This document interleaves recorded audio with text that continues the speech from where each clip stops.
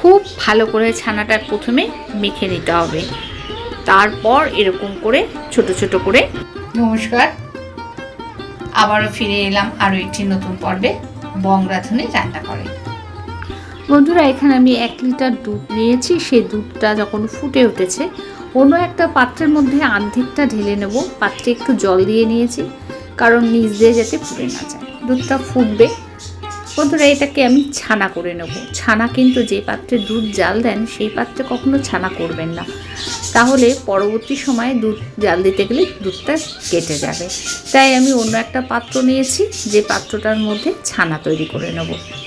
ছানা তৈরি করার জন্য আমি লেবু ব্যবহার করেছি, লেবুর রস। অর্থাৎ 1 মাস আগে আমি যে ভিডিওটা করেছিলাম লেবুর রসগুলো করে কীভাবে সংরক্ষণ করবে, সেই ভিডিওটা আপনাদের সঙ্গে শেয়ার করেছিলাম। সেই লেবুর রস খুব ভালো রয়েছে, এখনও খুব সুন্দর রয়েছে।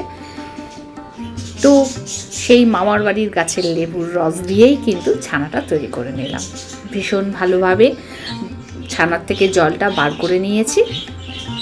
আর এদিকে অর্ধেকটা দুধ ফুটছে।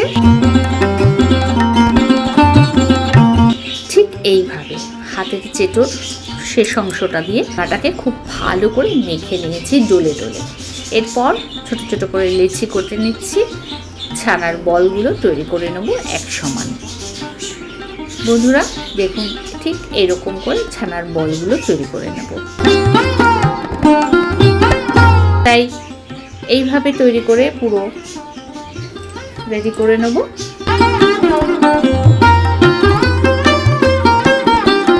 বন্ধুরা, আজকে আমার রেসিপিটা আপনাদের যদি ভালো লাগে প্রচুর প্রচুর শেয়ার করে লাইক করে দেবেন বন্ধুরা। আর এইভাবে আমার পাশে থাকুন, কমেন্টস করুন। আর নতুন বন্ধুরা সাবস্ক্রাইব করে পাশে থাকা বেল আইকনটি অল ক্লিক করে দিন।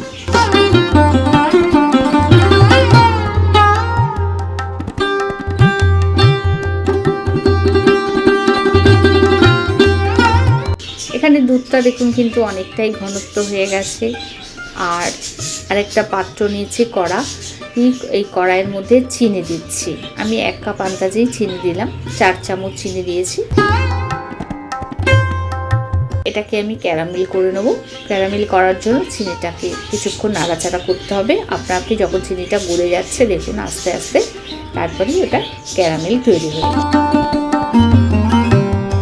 ক্যারামেলটা তৈরি করে নিয়েছি। এইবার ওভেনটা অফ করে দেবো। আপনারা কিন্তু সবসময় ওভেনটা অফ করে দেবেন, নাহলে কিন্তু ওটা ভীষণভাবে উতলে পড়ার ভয় থাকবে। এই যে ফুটন্ত গরম দুধটা ওই ক্যারামেলের মধ্যে দিয়ে দিচ্ছি। আস্তে আস্তে দেবেন, ঠিক এইভাবে উতলে উতলে থেমে যাবেন।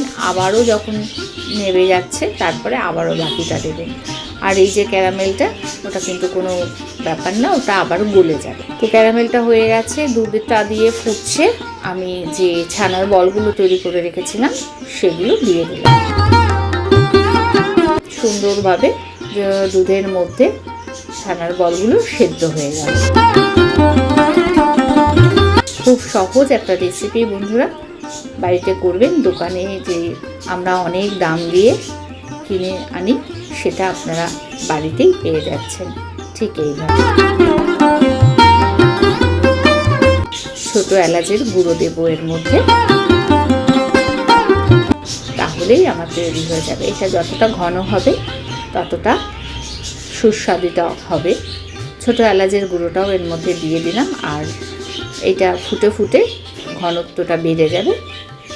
তৈরি হয়ে গেছে আজকে আমার ছানার পায়েস। ফিরে আসি পরবর্তী ভিডিও নিয়ে।